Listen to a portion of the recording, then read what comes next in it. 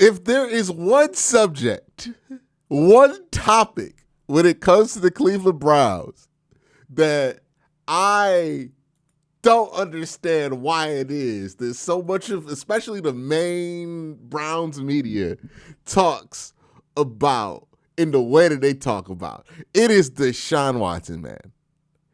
I don't understand why it is that people in the media continue to act like Deshaun Watson is a legitimate part of this quarterback room.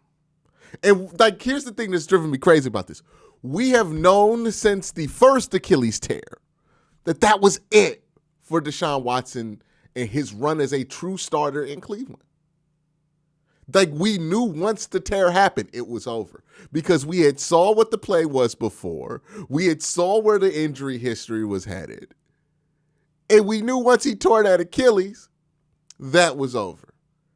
But for whatever reason, it feels like there are just a lot of media outlets and media people who are invested in keeping up this charade that Deshaun Watson is a legitimate part of this quarterback room. And I just don't think we're even close to that being true. Like, since he got hurt, which was in October of 2024, it is 2026.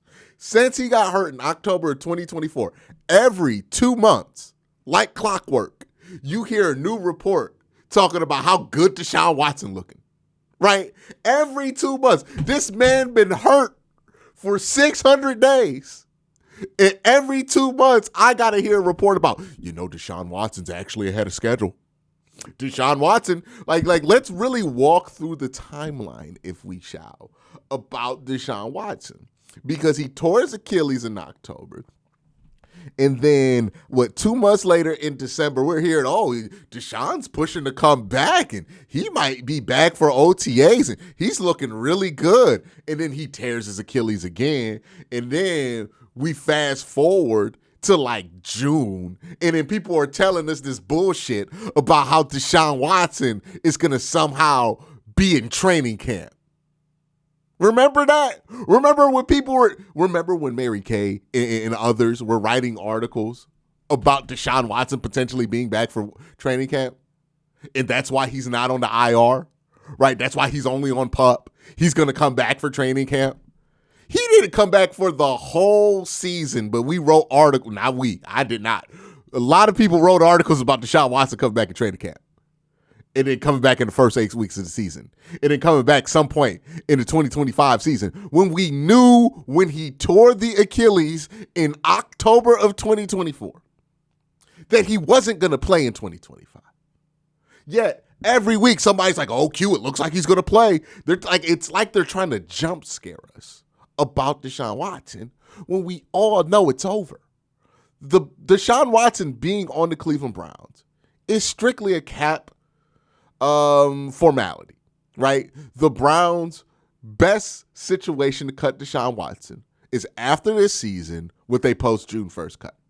And more than likely, with 99% certainty, when they get to the end of this upcoming season, they will designate Deshaun Watson a post-June 1st cut, and they will wash their hands of this situation.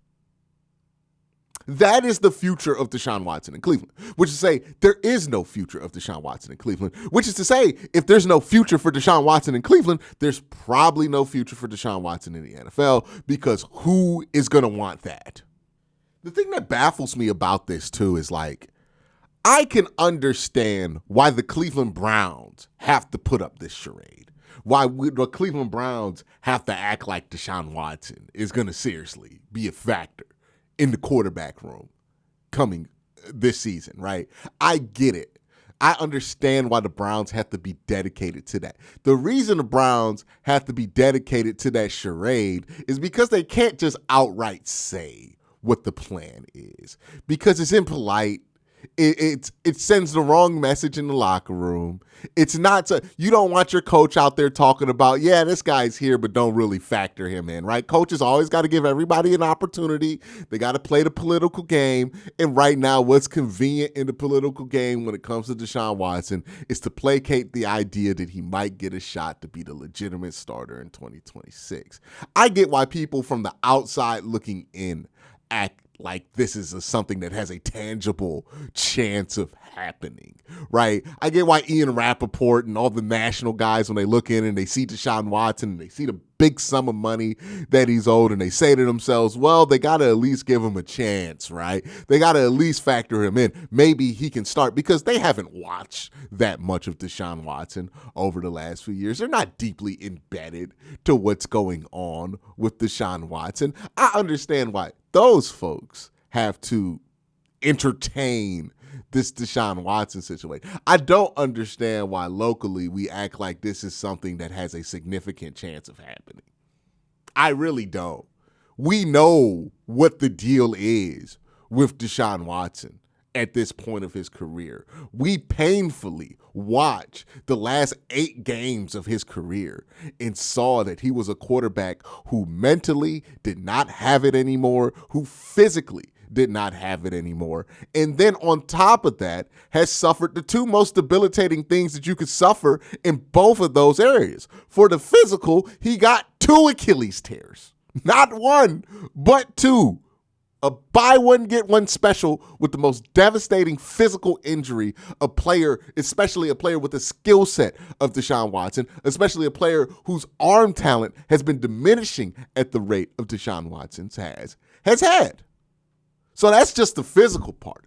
The mental part gets cooked even further, because you remember when Deshaun Watson got traded to Cleveland and we were talking about that 701-day layoff between football games for Deshaun Watson, and if that would have an effect and how he would have to knock off the rust from 701 days of not playing football and not being the starting quarterback and not doing these things, and how much of a mental hurdle that was for Deshaun Watson to get over. And even when he tore his Achilles, he wasn't quite clear over that hurdle of those 701 days. Well, guess what? If Deshaun Watson, best case scenario, becomes the week 1 starter, from 2024 to 2026, he would have missed about 693 days of football. So not only does he have to overcome 2 Achilles tears, also we're not factoring in the fact that he broke his throwing shoulder the season before in 2023, and that took him out for a year. But he also has to overcome a 693-day layoff, which is very similar to the 700 days that he missed. And let's be real here. It's very possible that Deshaun Watson does not start week 1, and that he starts maybe more week 6, week 7, if he plays at all, which would be over 700 days, which would mean the layoff between when he tore his Achilles and when he plays next time could be longer than when it was from when he left Houston and when he joined Cleveland after the suspension. He didn't recover from 701 days of not playing football. It was very obvious he has never recovered from that time that he missed. We spent the entirety of Deshaun Watson's run here in Cleveland talking about the fact that those 701 days that he missed seem to have cooked him mentally. He's going to miss the same amount of time because of injury. He's still dealing with all the stuff off the field that he's had to deal with. Not actively anymore. He's not managing court cases anymore. Maybe that's a load off of his mind or whatever it is. But still, another 700-day layoff, 2 Achilles tears, a throwing shoulder injury. Why are we acting like it wouldn't be a miracle if this dude is able to even play NFL football, let alone start? Like, again, this is the ridiculousness of this whole thing, is that people think he can start. We haven't seen this man play football in almost 700 days. We talking about him starting. He done tore his Achilles twice. His throwing shoulder's cooked. He looked physically diminished and mentally diminished in 2024 before another 700-day layoff, before 2 Achilles tears. If you look at his overall injury history, it's horrific. Broken bones all over the place, Achilles tears, MCL tears, LCL tears, PCL tears. He done tore every CL in his body. He done popped his Achilles, every lower extremity muscle that they tell you about that athletes could tear, he done tore. And yes, by the way, if you're not aware, your lower body, your lower half of your body, that matters with generating torque to be able to throw the football. That's not insignificant. And then he has the throwing shoulder injury, 2 throwing shoulder injuries. And then he misses 700 days of football. And then he misses 700 days of football again. Deshaun Watson has played 19 games since the end of the 2020 season. Think about that. Since the Baker Mayfield lost to the Kansas City Chiefs in the second round of the playoffs, Deshaun Watson has played only 19 games. He is not a legitimate part of this quarterback room. He should not be factored into being a legitimate part of this quarterback room. What Deshaun Watson is what Deshaun Watson has been for the last couple of years. He's a sideshow. He's a distraction. He is not part of the main attraction, right? If we're talking about the quarterback room, Dillon Gabriel is still a part of that equation somehow. Shedeur Sanders is almost certainly a part of that equation. Whoever they bring in from the outside is. But Deshaun Watson is not. Deshaun Watson will probably be working off to the side and trying to just play functional football because he's been away so long, he's had so many injuries, that it would be ridiculous to expect anything else of him. And look, some of y'all might think I'm hating on Deshaun Watson. At this point in Deshaun Watson's career, I don't really think it's possible to be hating on Deshaun Watson because, like, what is there to hate on? I'm not even trying to be an asshole. I'm just being honest. Like, how can somebody hate on Deshaun Watson when there's nothing to actually hate on at this point? Like, honestly, like, what? Am I degrading his play by saying it was bad? That's legitimately what happened. You know what I mean? Like, it's not hating on Deshaun. Am I rooting for Deshaun to come back and win a bunch of games? Yeah, I'm pretty indifferent. Yeah, I'm pretty much over the Deshaun Watson thing. It's funny because sometimes, you know, especially like the super diehard Shedeur people will sometimes accuse me of being a guy who's saying, I want anybody to play quarterback but Shedeur Sanders. And that is not true. I would much prefer Shedeur Sanders to a bunch of other names that you could throw out there.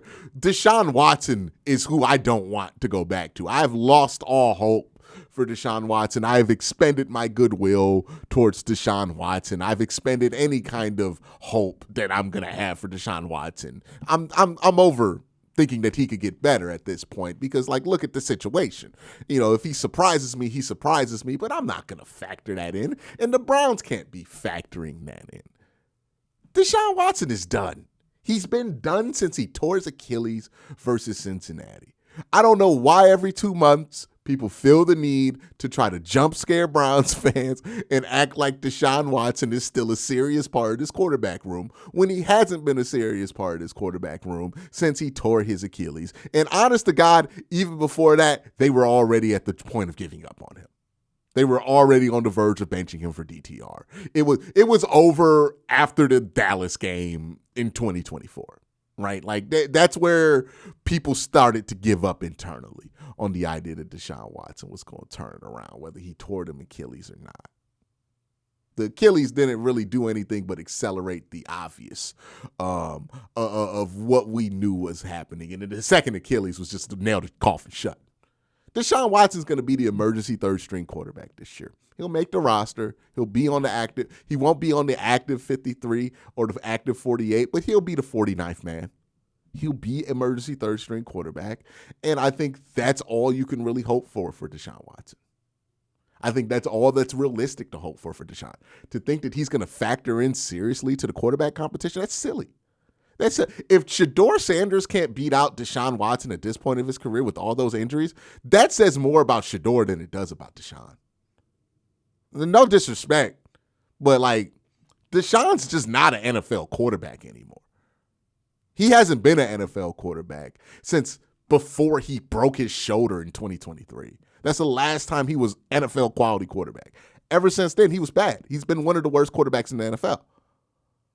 So, like, you can't beat that guy out. I mean, come on. Especially after 2 Achilles tears and another 700-day layoff. Like, there's no future for you if you can't beat out Deshaun Watson. It's not real competition. Same thing with, at least with Dylan Gabriel, he's a functional quarterback, right? Deshaun Watson isn't even that anymore.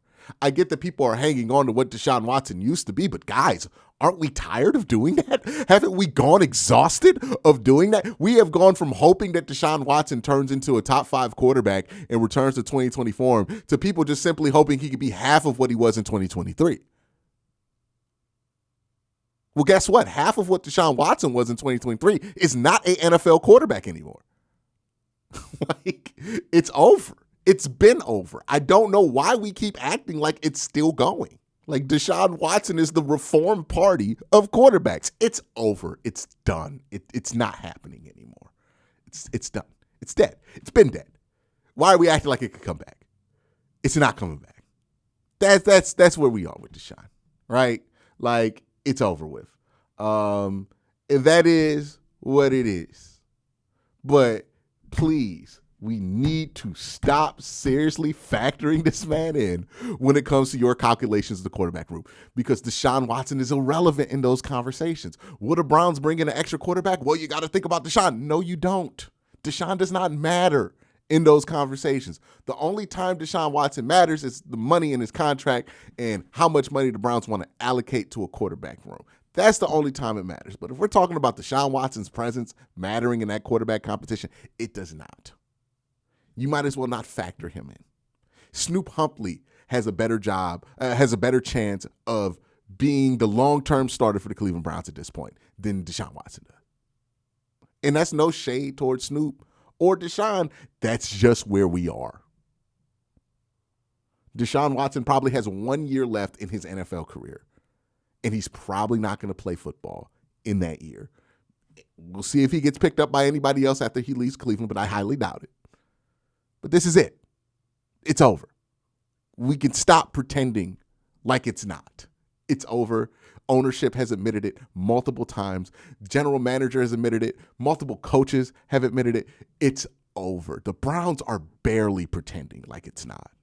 I don't understand why the media is pretending more than the Browns that this thing is still going to happen. I don't get it. But I just wanted to get that shit off my chest. Let me know what you think in the comment section down below. Have a great day. Have a better night. Peace.